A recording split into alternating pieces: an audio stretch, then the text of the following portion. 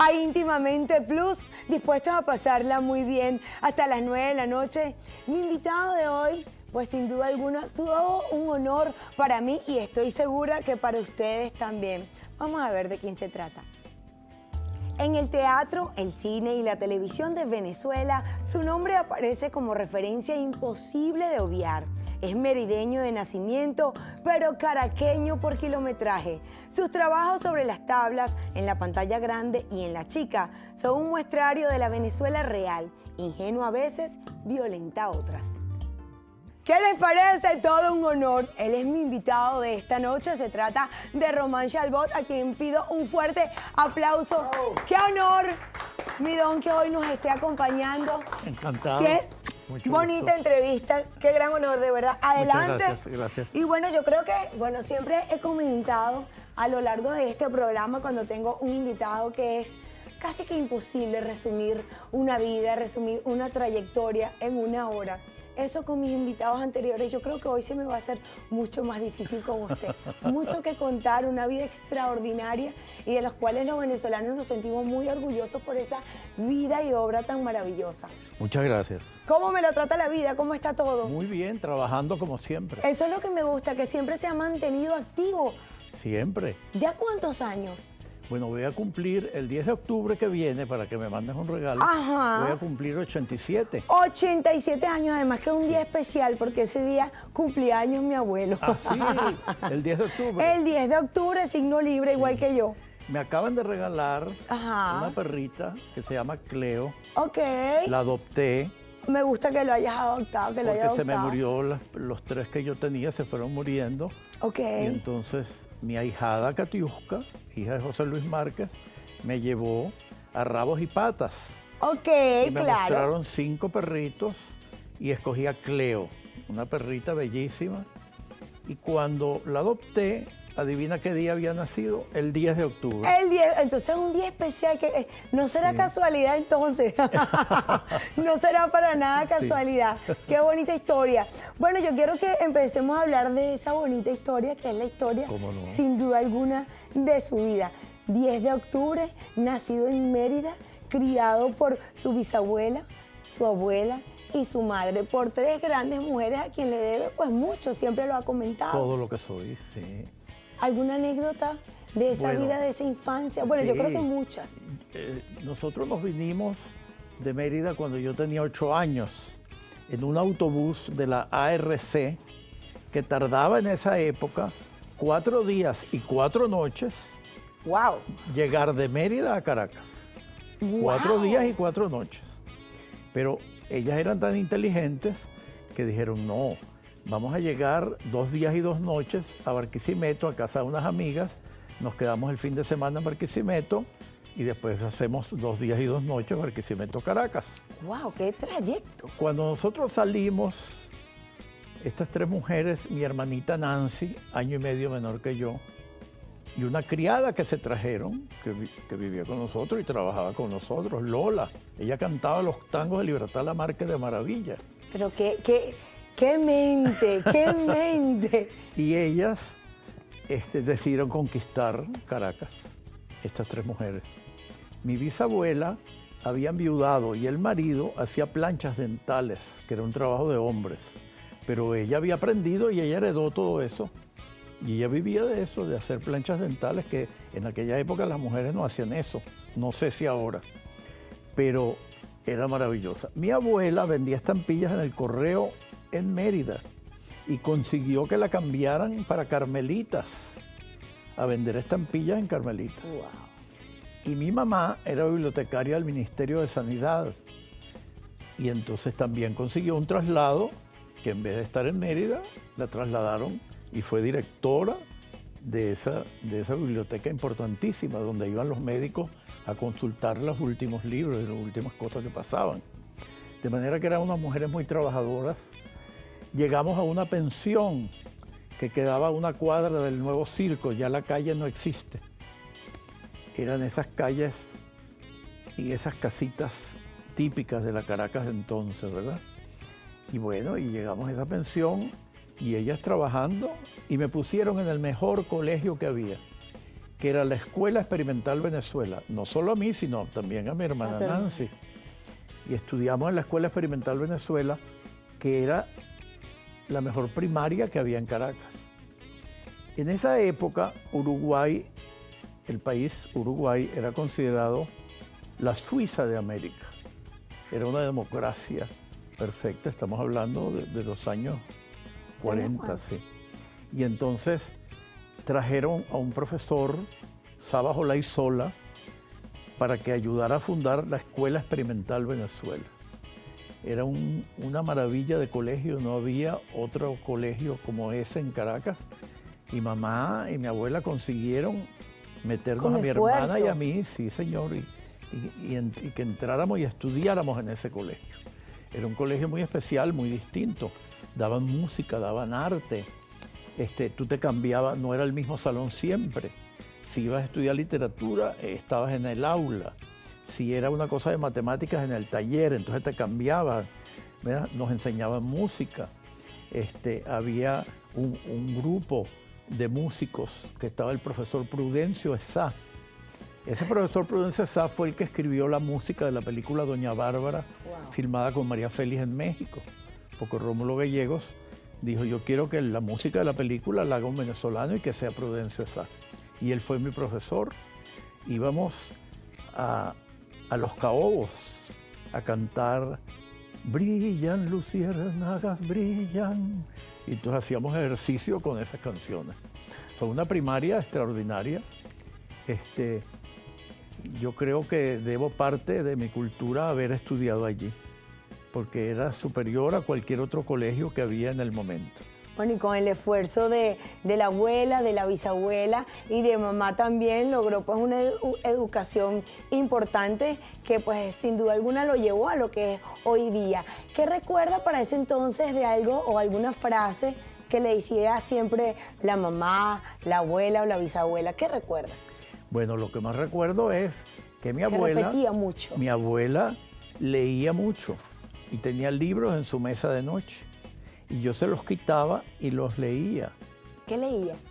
Ella leía, por ejemplo, muchos venezolanos. Rómulo Gallegos, leía Doña Bárbara, Cantaclaro, pero también leía Los Miserables de Víctor Hugo. Ah, por Dios, se iba... El Conde de Montecristo de Alejandro Dumas. Y entonces yo le quitaba esos libros y yo los leía también. ¿A qué edad? Yo tendría 10, 12 años, ¿verdad? Pero ella... No solo eso, es que ella me llevaba al cine. Yo me convertí en cineasta porque mi abuela me llevaba al cine. Y esa mezcla del cine con la literatura es muy importante. Cuando tú estás leyendo una novela, estás imaginando una película. Si tú estás leyendo Doña Bárbara y yo la estoy leyendo, tú te estás imaginando una Doña Bárbara que tú creas en tu mente. Y tú ves el decorado de Altamira y el Hato del Miedo, lo ves de una manera, estás haciendo una película tuya. Por eso es tan importante que todos leamos. Leer es algo extraordinario y maravilloso, y yo heredé esas dos cosas de mi abuela materna. Cuando tenía esa edad, más o menos 10, 11 y 12 años, que la mayoría de los niños, pues cuando tenemos esa edad, pensamos, bueno, cuando yo sea grande, yo quiero ser veterinario, yo quiero ser médico, yo quisiera ser periodista. ¿Qué soñaba Román en ese momento que quería hacer cuando fuera grande? Yo sabía que mi camino era la literatura, el arte, el cine, ya yo lo sabía desde entonces. Y además éramos muy humildes y en mi casa no había dinero, por ejemplo, para ir al cine, y tuvimos una suerte enorme. Porque allí cerca de donde nos mudamos, ¿verdad? Habían dos cines, el América y el Dorado. ¿Y quiénes eran los dueños? Unos merideños amigos de mi abuela. Entonces nos dieron unas entradas para todo el mes. Claro, pasaban la misma película el jueves, el viernes y el sábado, y yo la veía 3 veces, y mi hermana también. ¿Me entiendes? Porque, claro, como no había dinero, había que entrar al mismo cine. Y era... y entonces... Eso también me ayudó mucho, ver una película varias veces, ¿verdad? Y además, siempre la veía a lo mejor de una perspectiva totalmente distinta. Y ella no me llevaba a ver películas de vaquero ni nada de eso, sino yo creo que ella estaba enamorada de Charles Boyer, un célebre actor francés. Ok. Que trabajó mucho en Hollywood después. ella le gustaba mucho el francés y le gustaba mucho Charles Boyer y me llevaba a ver películas francesas. Y había un director francés llamado Marcel Carné, que es uno de los grandes cineastas de todas las épocas, L'Enfant du Paradis, Los Niños del Paraíso, una película sobre el teatro que hizo Marcel Carné, maravillosa. Y esa fue una de las películas que a mí me impactó, porque era como la historia del teatro a través del cine. Y cuando yo hice mi primera película, Caín adolescente, como en el año 57. Ese fue el primer largometraje que sí, hizo. Tiene muchas influencias de Marcel Carné. Claro, yo era muy joven cuando la hice, pero qué bueno tener influencia de Marcel Carné, claro, y no de otro, ¿verdad?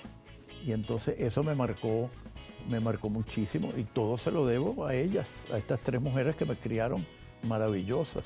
Bueno, y lograste ser una enciclopedia ambulante definitivamente para todos nosotros los venezolanos. Román Chalbaud es nuestro invitado de lujo de esta noche. Venezuela, no se despeguen, vamos a una pausa y enseguida volvemos con muchísimo más de Íntimamente Plus.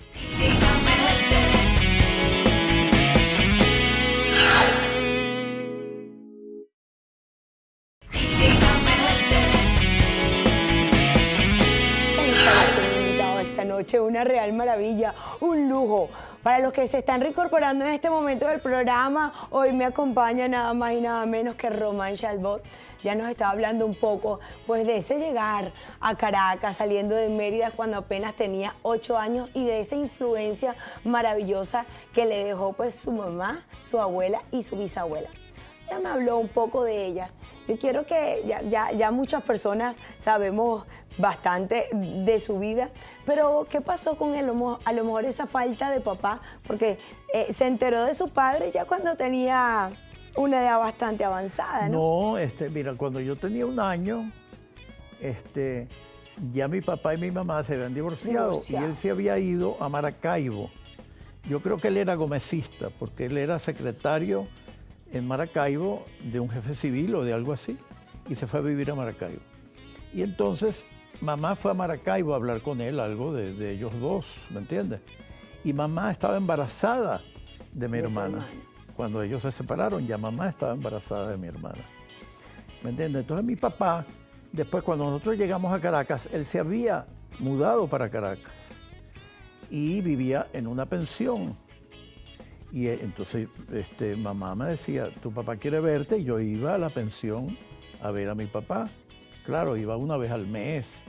Una cosa sí, había así. Un cierto contacto. Sí, un cierto contacto.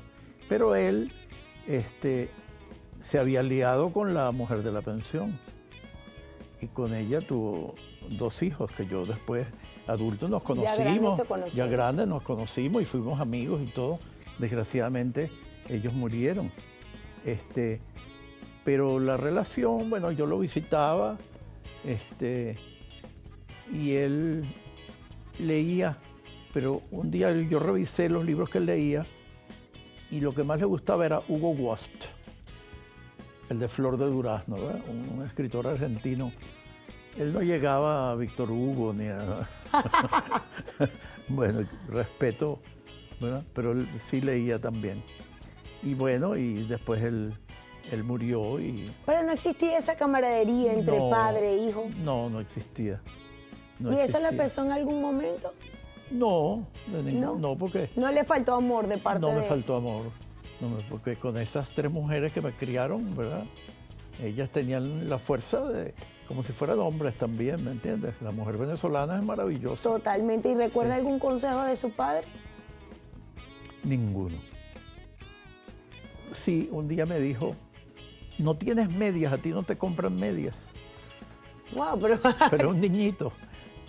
Y eso fue lo único. Eso es lo que más recuerdo. La frase que más recuerdo de él, sí. Hay algo que me llama mucho la atención que leí, entre tantas cosas que uno puede leer de usted, que comentaba justamente de su padre, que él le dejó una gran herencia a usted. ¿Cuál fue la herencia que le dejó su padre? Yo quiero que se lo recuerde a Venezuela. Sí. A lo mejor no le dejó muchos consejos ni muchos buenos recuerdos. Sí, bueno, ni a lo mejor buena compañía. Él me dejó una herencia. Cuando él murió, ¿verdad? Yo, por supuesto, lo fui a ver me fue a buscar el hermano, el marido de mi tía Rosa, hermana de él. Rosa era maravillosa, su hermana. Yo nací en la casa de Rosa en Mérida, Ok. enfrente de la catedral. Eso después fue un Banco de Venezuela y hoy en día es como creo que es la gobernación, no sé, pero esa era la casa de mi tía Rosa donde yo nací. Y entonces, se me fue el hilo. No, lo que me iba a decir del papá, de su abuela Rosa y de la gran herencia que le la dejó gran su herencia, padre. entonces sí. Entonces me fue a buscar el hermano el marido de mi tía Rosa. Ok. Tu papá está muy mal, tienes que ir a verlo. ¿Qué edad tenía para ese entonces? Ay, yo creo que tendría 15 años, 14 años. Adolescente. Y fui a la pensión del Vía y tenía la barriga como muy hinchada. Y entonces, él me dijo, ya yo busqué dónde llevarlo, hay que llevarlo a un sitio, porque él va a morir pronto, quiero que lo sepa. Entonces, yo fui y le dije, papá, te vamos a llevar. Y me dijo, yo no tengo plata, toda la plata que tengo está ahí en la cartera. Abre ahí. Abrí y tenía 30 bolívares. 30 bolívares en aquella época era un poquito más que ahora, ¿no? Era algo. Y le digo, no te preocupes porque todo eso ya está arreglado. Y es como una película como de Buñuelo, terrible, porque el sitio donde fuimos era un sitio donde aceptaban gente que estaba a punto de morir. Era en San Bernardino. Tenía unas escaleras. Cuando entramos, era como una película de Buñuel. Porque toda la gente que estaba como a punto de morir, ¿me entiendes? Gente muy mayor. La llevaban para allá. La llevaban para allá. Y era como la única cosa gratuita, ¿tú me entiendes que había? Bueno, allí murió. Y cuando murió, un amigo mío que se llama Alfredo Delgado me acompañó y fuimos. Y cuando vinieron de la funeraria Vallés a buscar la urna, mandaron a Benitín y Eneas. ¿Tú te acuerdas quién era Benitín y Eneas? Eran unos muñequitos que Benitín era alto y Eneas era chiquitico. Era chiquito, sí. Y entonces ellos dos no podían con la urna porque pesaba mucho. Primero, el ataúd que llevaron, él no cabía porque tenía el estómago muy grande. Inflamado. Tuvieron que ir a buscar otro ataúd. Y cuando ellos fueron a bajar no podían. Entonces mi amigo y yo ayudamos a bajarlo. Pero cuando estábamos bajando esas escaleras muy pendientes, Eneas, el chiquito, peló uno, se cayó y la urna hizo tac. No tac, puede tac, ser. tac, sí. Tac, tac, tac, tac, tac. Pero no se abrió, menos mal. Es decir, es una imagen terrible que yo recuerdo, Claro. como de una película de Buñuel, una cosa así. Menos mal pues que la urna no se abrió. Mi hermana quería mucho a mi papá. Esa cosa siempre de que la hija con La el niña. padre, sí, No era su caso. y el hijo. No lo quería, o sea, no Bueno, tenía ese sentimiento. Yo sabía que era mi papá y todo, pero él no me había criado. ¿Tenía algún tipo de resentimiento hacia él? No, algo que lo hubiese querido no. y algo que lo hubiese Yo querido nunca decir? siento resentimiento por nadie, ni por los Gracias a Dios. enemigos, ni por la gente que piensa distinto que uno. No, me parece que eso le hace daños a uno mismo, ¿me Es entiendes? así. ¿Y algo que le hubiese querido decir a su padre? Bueno, que Dios lo bendiga. Pero entonces le dije, cuando él murió, la enfermera me dijo, usted es el hijo, ¿verdad? Cuídese porque él era diabético. Esa fue la herencia que le dejó. Y entonces yo le dije, mamá, ¿tú sabes que se murió mi papá? Sí, claro. Y entonces me dijo la enfermera que me había dejado, que él era diabético y que tuviera cuidado. Me dijo, esa es la única herencia que te dejó ese No te digo la palabra que Ahí digo. salió una grosería muy Una grosería folclórica. muy venezolana. Muy venezolana, muy venezolana. Bueno, mi Venezuela hermosa, ahora es cuando nosotros nos vamos a una pausita comercial y ya enseguida volvemos con muchísimo más de Íntimamente Plus.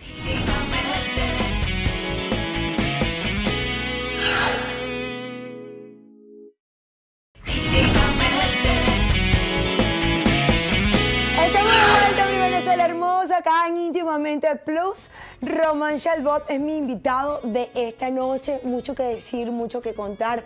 Hablándonos de su infancia, de su madre, de su abuela, de su bisabuela.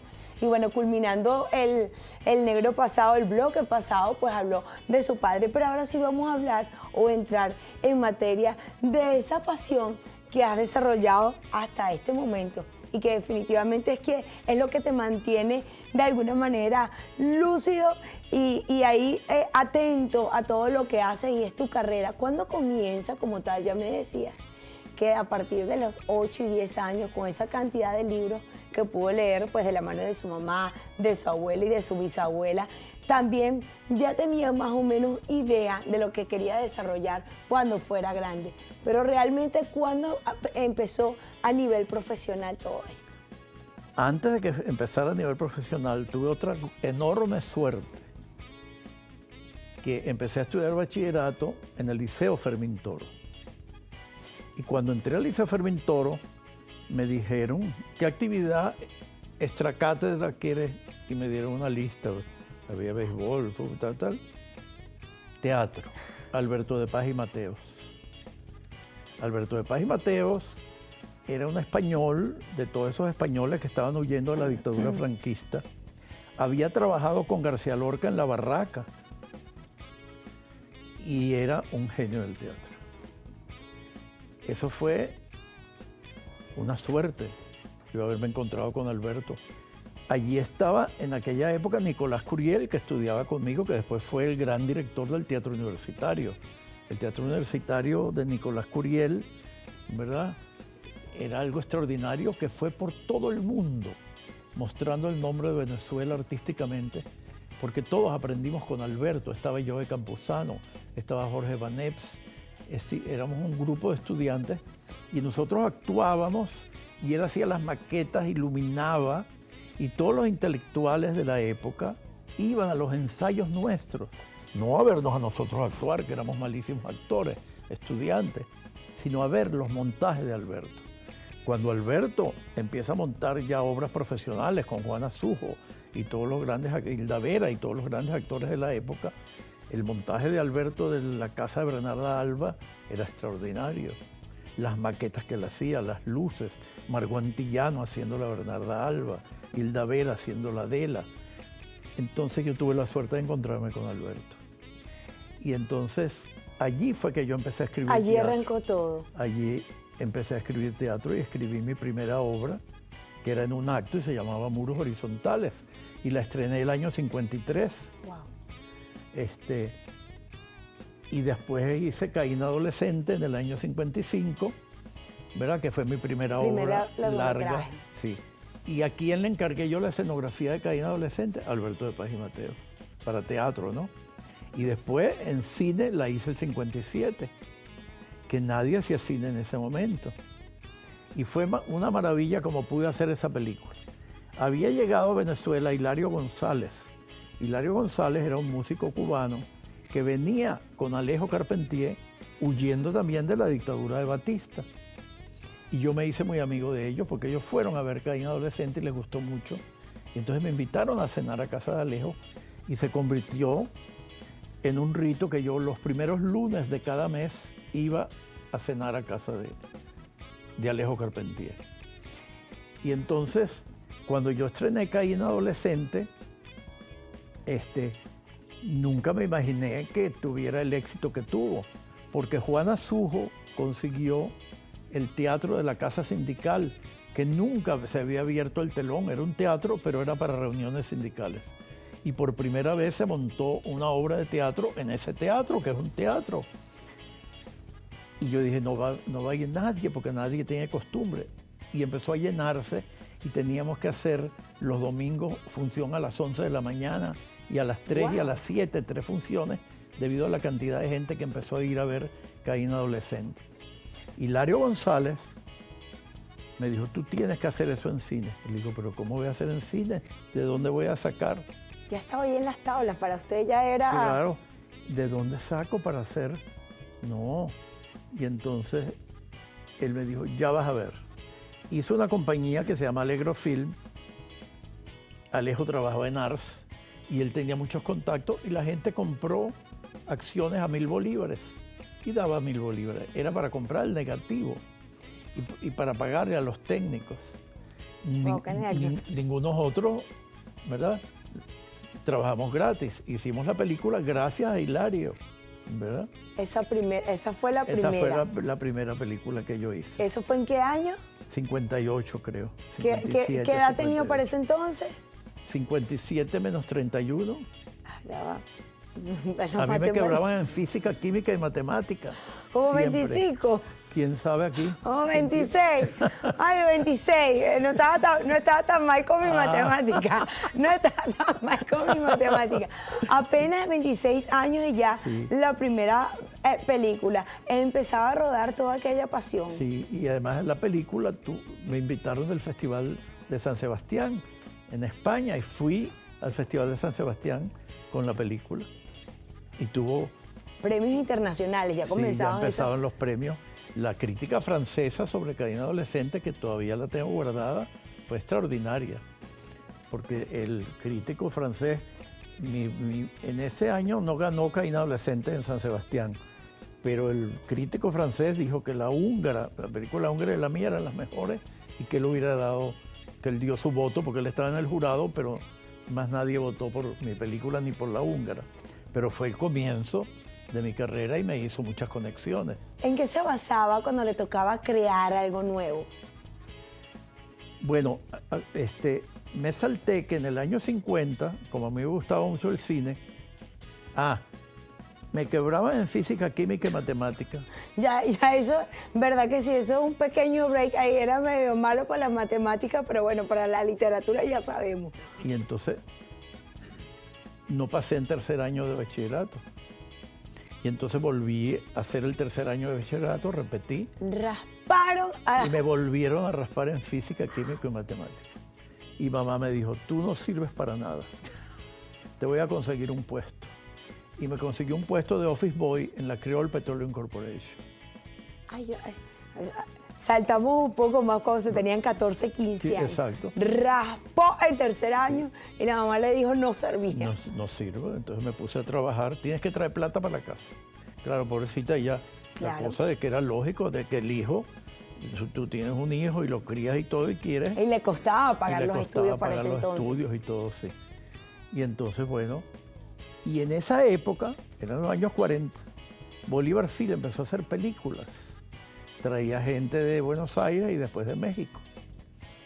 Y nosotros de la Creole salíamos a las 4 de la tarde. Y yo me iba a Bolívar Film a ver las filmaciones. Y en el año 50 logré ser asistente de dirección de un director mexicano, Víctor Urruchúa, que yo sabía mucho de cine mexicano y veía mucho, y entonces, bueno, y él aceptó que yo fuera su asistente de dirección, donde aprendí muchísimo. Iba a trabajar, pero iba a trabajar en el área que a usted le gustaba. Y además no trabajaba, yo me sentaba a ver la filmación. Y un tipo me dijo, un asistente no se sienta nunca, tiene que estar trabajando. Pero yo le decía, ¿y usted por qué pone la cámara ahí? ¿Y por qué hace eso? Es como si a mí me hubieran regalado una filmación para que yo la viera y aprendiera cómo se hacía cine. Y allí empezó todo. Y ahí empezó todo, ¿ves? El gusanito y el amor por el cine y Exacto, por todo este mundo. Y por todo el mundo, sí, eso fue maravilloso. Eso fue maravilloso. Mucho y las que películas recordar. empezaron a tener éxito. Otra cosa importante, que sí, entonces las obras de teatro que escribí tuvieron mucho éxito y las películas tuvieron mucho éxito. ¿Cuántas obras de teatro ha logrado escribir? Creo que tengo 14 o 15 y películas ¿Películas? 23. La número 23 se llama La planta insolente. Es la vida de Cipriano Castro y se estrena el 10 de mayo, es la premier, y el 12 de mayo en los cines. Qué maravilla, de eso vamos a hablar también al final del programa. Vamos a una pausa y enseguida volvemos con más.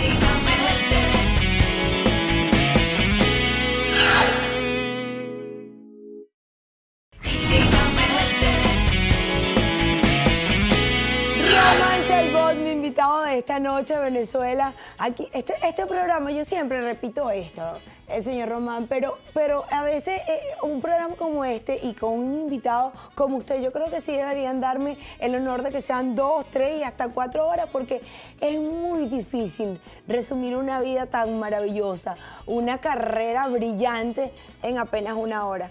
Claro, es verdad. Empezamos hace rato en el bloque pasado pues hablando de esa carrera, de los inicios, cuando ya de alguna manera dejó de ser un sueño para convertirse en una realidad y llevarlo a cabo a nivel profesional, que eso fue como los 24, la primera película a los 25, 26, Ajá.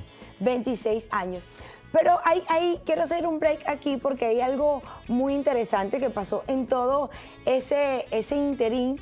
En alguna oportunidad, no nada más pues se desarrolló pues como gran director, escritor, sino como algo así como un profeta, diríamos algunos, porque estuvo preso por algo así. Cuéntenos, échenos usted el cuento. Ah, bueno, cuando Pérez Jiménez estuve preso, ¿Por qué? yo trabajaba en la televisora nacional. Ajá. La televisión empezó en el año 53, si no me equivoco, y entonces inmediatamente los que habíamos trabajado en cine nos llamaron. Además, ¿a quién nombraron director artístico de la televisora nacional en ese momento? Alberto de Paz y Mateos, que había sido mi profesor de teatro en el Fermín Toro, y me llamó. Se lleva a su gente. Y entonces yo empecé de coordinador. En esa época, los coordinadores pasábamos los cartones. Televisora Nacional presenta, quitabas el cartón en un atril, ¿verdad? Y todos los nombres. A veces se me caía un cartón y dejaba de salir un actor y me armaba un Ay, lío Cristo. terrible. Bueno, pero el comienzo de la televisión, y es bueno saberlo, fue maravilloso porque hacíamos programas culturales extraordinarios que no se hacen hoy en día. No solo el Canal 5 de la Televisora Nacional, ¿verdad?, donde yo hice durante 3 años el cuento venezolano televisado, toda la cuentística de Venezuela adaptada a televisión, Uslar Pietri, Díaz Sánchez, todos, Rómulo Gallego, todos los viernes había un cuento Programas venezolano. culturales. Sí. Cuando salió Televisa, que hoy en día es Venevisión, los programas eran culturales. Cuando salió Radio Caracas, los programas eran culturales. Tú veías a Tomás Enríquez haciendo Otelo, Amalia Pérez Díaz haciendo La Casa de Bernarda Alba. Y cuando apareció más adelante el rating, que fue terrible, ¿Quién fue que inventó el rating? parece que fueron los cubanos que huyeron de Cuba cuando llegó Fidel. Y entonces ellos inventaron el rating. Y el rating era Ahí empezó toda esa competencia. toda esa competencia porque tú has oído hablar de Goebbels, la mano derecha de Hitler. Goebbels, cada vez que oía la palabra cultura, sacaba el revólver. Y en la televisión empezó a pasar lo mismo. Cuando empezábamos, no, pero hay que hacer este programa, vamos a hacer un teatro, vamos a hacer... No, fuera la cultura. Y la televisión era el rating. Y el rating mató esa maravillosa televisión donde la gente, al mismo tiempo que se entretenía, porque los programas eran muy entretenidos, se estaba educando. La gente que iba al teatro llenaba cuando Horacio Peterson montaba Hamlet, cuando montaba García Lorca, se llenaba en los teatros. Porque la televisión los había educado bien. Al cortar la cultura de la televisión, se empezó a perder todo eso? Se empezó a perder y entonces, ¿me entiendes? Al quitar la cultura de la televisión. Hoy día, Román Chalbaud ve televisión. No, casi nunca la veo. Estoy escribiendo una obra de teatro nueva, ¿me entiendes? Primero, no tengo tiempo y después cuando la aprendo, realmente, pues no es lo mismo de antes, ¿me entiendes? Y entonces, no. ¿Algún programa o algo que le gustaría traer de esa época para esta? Bueno, he tratado varias veces de hacer el cuento venezolano televisado. lo mandé hasta Conatel y no me lo aprobaron. Que en bachillerato tú estudias la cuentística venezolana. Y entonces imagínate para los estudiantes de bachillerato ver esos cuentos que se los tienen que estudiar en la escuela, verlos representados en la pantalla es maravilloso. Es mucho más fácil de aprender. Pero más fácil de aprender. Claro. Y entonces no lo he podido hacer nunca más. Los Bueno, vamos a teatros, proponerlo aquí en Canal Vamos a Quintica. proponerlo, como no, estupendo. Vamos a Sería proponerlo. maravilloso, yo lo haría. Porque imagínate, estuve 3 años haciéndolo. Y ahora se harían adaptaciones nuevas. En esa época todo era en vivo. Cuando se hacía la buena televisión. Cuando se hacía la buena televisión era en vivo. Tú estabas haciendo un programa y la gente no tenía tiempo de cambiarse de ropa. ¿Me entiendes? Era como una obra de teatro, pues. A menos que se saliera de la escena y no estuviera en una escena para que la actriz se cambiara de ropa, por ejemplo. ¿Me entiendes? Mire, nos quedamos en la pregunta del profeta. Había una profecía de Román Chalbaud, como digo yo. ¿Qué pasó y por qué me lo metieron preso? Bueno, porque, entonces, en la televisora nacional votaron a Alberto de Paz y Mateos y el director de la televisora me llamó y me dijo que yo tenía que ser el nuevo director artístico. Y yo le digo, no, yo no acepto, porque ustedes votaron a Alberto fue mi profesor y yo no voy a ocupar su lugar. Wow. Además, qué lealtad. Además, mi mamá me consiguió una beca para estudiar en Londres. Nosotros después te vamos a dar una beca mejor. No, yo no quiero, no quería. Y entonces me dijo, no, pero es que en enero, yo le digo, pero es que de aquí en enero a lo mejor se ha caído el gobierno. Le dije yo como un chiste. Cosa que después pasó. ¿Eso qué fecha era? Esto era Junio. Julio, exacto. Era junio, julio. Y bueno, este gobierno se cae. A la semana siguiente tocaron la puerta de mi casa, yo vivía en la campiña. Seguridad Nacional. Pedimos que nos acompañe. Y yo muy ingenuo le digo, ¿y llevo mi carro? No, mejor déjelo aquí, me dijeron. Déjelo aquí, después le avisamos. Bueno, bajé y el que me atendió era uno de esos que torturaba y todo, que los nombres se sabían. Y me dijo, aquí hay una denuncia de que usted dijo que en enero se caía el gobierno. Y yo vi, era el blog del que fue presidente, el que era el presidente del canal. Al que usted le negó trabajar. Que era Juan Uslar Pietri. O empezar a dirigir. Era Juan Uslar Pietri, el hermano de Arturo Uslar Pietri. Y él fue el que me denunció. Y yo dije, yo sí lo dije. Entonces él dijo, ya aceptó. Y fue preso. Ya confesó. Y me dejaron preso. ¿Cuánto tiempo? Bueno, hasta el 23 de enero. Que si no hay el 23 de enero, yo estaría ya todavía preso. Mi hermana... 6 meses aproximadamente. Sí. Yo aprendí mucho ahí, tomé mucha conciencia social. ¿Qué aprendió en la cárcel en ese entonces? Con toda la gente que caía presa. Los torturadores. Torturaban delante de nosotros. A mí no me torturaron porque un primo mío, Chalbaud, era decán de Pérez Jiménez. Y él fue y habló con Pedro Estrada. Y le dijo, si tocan a Román nos vamos a ver las caras. Porque había una lucha entre la Seguridad Nacional y los militares por conseguir presupuestos mayores. Wow. Y por eso me salvé. Y mi hermana, que era terrible, fue a hablar con la esposa de Pérez Jiménez, que era Chalbaud. La esposa de Pérez Jiménez era una Chalbaud. Porque la Chalbaud, mi papá tenía 21 hermanos. Wow. De 3 mujeres distintas. Grande. Una familia muy grande de tres esposas distintas. Los Chalbaud Cardona, los Chalbaud Cateque, los Chalbaud Balsa. Y mi hermana, aguerrida, fue a hablar con la Chalbaud esposa de Pérez Jiménez, de que a mí me habían metido preso. Y dijo, si él es enemigo de mi marido, que lo dejen allí, que se pudra. ¡Wow! Eso fue lo que le dijo. Bueno, para mí fue una experiencia que ha podido terminar muy mal.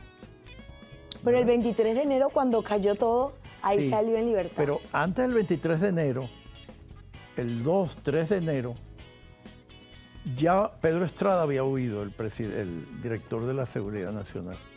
Y ya se sabía que aquello estaba convulsionado. Ya en la universidad habían roto aulas y todo en protesta. Ya se sabía que aquello iba a venir, ¿ves? Y entonces, fue terrible porque Lo que hizo como un comentario en algún momento se convirtió en una realidad. se convirtió en una realidad, exacto, sí.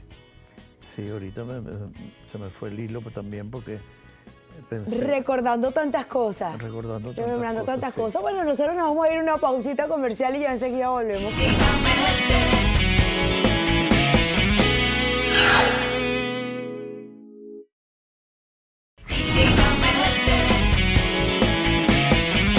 Oye, vale, cuando esto se empieza a poner bueno, me dicen que ya hemos llegado al último bloque, se nos ha ido súper rápido. Ah, este es el último. Esta conversa. Ajá. Mira, lo que te iba a contar... Que hablamos en la parte Sí, anterior de que cuando hablamos fue preso. Cuando a comienzos de enero se fue Pedro Estrada, Que sé que hay todavía en la cárcel, ok. entonces la seguridad quedó en manos de unos militares. Entró un militar y me dijo, todos están libres. Nos dijo a todos, se pueden ir. En ese momento Sí. en la cárcel todo el mundo podía salir. Todo el mundo podía salir. Tenía 3 días preso Miguel Otero Silva y Miguel Ángel Capriles, que ya sabían que se iba a caer el gobierno y cayeron a última hora. Y ellos fueron los primeros que avanzaron y nosotros salimos. Y los primeros que salieron cayeron muertos. Porque los tipos de la Seguridad Nacional se habían montado en la azotea. Y el ejército, gente del ejército rodeó la Seguridad Nacional. Y en ese intercambio de disparos cayeron los primeros. Los primeros que salieron. Menos mal que yo no salí de primero. Pero yo vi, delante de mí cayó un amigo mío que nos habíamos hecho amigos allí en la cárcel y todo fue terrible. Y entonces nos tuvimos que devolver y esperar el 23 de enero cuando realmente, ¿me entiendes? Cuando sí salimos pues y ya no. Cuando no había sale en ese problema. momento, ¿qué decide hacer Román Chalbaud? No, imagínate, aquello fue una conmoción porque salimos a la calle y entonces nos cargaban, ¿tú me entiendes? El gorio general. Y entonces yo lo que quería era llegar a mi casa. Yo vivía ya todavía en la campiña, pues. Y fue un momento emocionante, inolvidable. Y allí continuó toda esa carrera. Ya Sí. el tiempo de alguna manera se nos está agotando y a lo mejor es difícil preguntarle, aunque ya también he leído varias entrevistas y sé más o menos la respuesta, pero ¿cuál fue su película favorita? Bueno, mi película más famosa es El pez que fuma, ¿verdad? Y sigue siendo pues la más famosa, pero yo tengo una preferida que es La oveja negra. Ok. La oveja negra para mi gusto es más artística, está mejor hecha, ¿me entiendes? Desde el punto de vista técnico y artístico, la quiero muchísimo y bueno. A nivel de género, ¿cuál es su favorito y cuál es el que definitivamente nunca le gustaría tocar o no ha tocado? Bueno, las películas de vaquero, por ejemplo. Que ya me comentó. O que ya te comenté, o de acción, ¿me entiendes? Siempre en las obras que yo he escrito o en las películas, lo que más me importa es la gente, los personajes, los seres humanos. Ha trabajado con muchísimas personalidades, ¿alguna en especial con la que no trabajó y le hubiese gustado trabajar? Muchas, sí, hay varias. Nómbreme 3. Bueno, una me hubiera encantado, yo estaba enamorado de María Félix. Ajá, ¿en serio? La célebre actriz mexicana. Claro. Sí, y yo la vi, tuve la oportunidad de verla, porque ella vino a Caracas, ¿verdad? Y entonces tuve tiempo, me tocó dirigir el programa Donde ella iba la a estar entrevistaron presente. a ella, ¿verdad? Y entonces, por broma, le dijeron, él está enamorado de ti toda la vida y tal. Y era simpatiquísima. Y entonces me invitó a almorzar. Donde Oye, ella- vale, pero como que hubo ojo de parte y parte. No, pero una mujer muy mandona. ¿Sí? Sí. No. Bueno, si somos las mujeres, medio mandonas. Bueno, maravilloso, sí. Medio Por eso me mandona. gustaba, quizás, ¿Qué le hubiese gustado hacer o qué le falta por hacer? todo. Todo. Claro, yo pienso que me falta todo y ¿En todos los serio? días estoy empezando a hacer cosas. Siempre se está innovando. Claro. Y entonces, si no, y quisiera tener mucha vida para escribir más obras Amén. y hacer más películas y hacer más obras de Y teatro. algo que le quite el sueño. No, a mí nadie me quita el sueño. Nada en lo absoluto. No, dormir es muy sabroso también. Pero duermo 6 horas, 6 horas y media. A las 6:30 yo estoy despierto. ¿Cómo hace para mantenerse así, tan lúcido, tan estable en absolutamente todo y para tener una memoria que recuerda hasta los nombres de aquellos amigos o aquellos profesores de la infancia. No sé si es una A cosa mí me genética, puede ser una cosa genética, pero también yo cuido mucho mi alimentación, por eso de la diabetes que heredé de mi padre. La gran Que herencia no de soy su padre. diabético, no soy diabético, pero tengo tendencia y tengo que cuidarme y no puedo comer azúcar, por ejemplo, ¿ves? Pero entonces yo como mucha avena con yogur, frutas, como pollo, ¿ves? La carne roja, que yo comía muchísimo antes, la como una vez a la La ha bajado. semana, la he dejado, y frutas y legumbres y todo eso, ¿ves? ¿Se considera un modelo a seguir? Depende. ¿Por qué depende? Bueno, porque sería muy feo de mi parte considerar que yo soy un modelo a seguir. Bueno, no.